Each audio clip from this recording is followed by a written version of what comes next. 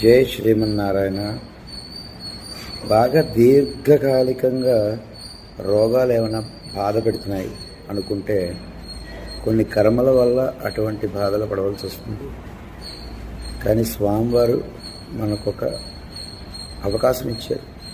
ఏంటంటే ఓం నమో అచ్యుత అమృత నమో నమః ఇలాగా 108 సార్లు గనక ప్రతిరోజు సూర్య భగవాను ఆరాధిస్తూ జపం చేయగలిగితే ఖచ్చితంగా మీరు ఏదో మంత్రం వేసినట్టు పోతుందన్నమాట ఆ రోగం. మీరు చేసి చూడండి, ఖచ్చితంగా మీరు నాకు కామెంట్ పెడతారు. నేను అంత గర్వంగా చెప్తాను మన సనాతన ధర్మం గురించి. జై శ్రీమన్నారాయణ. జై శ్రీమన్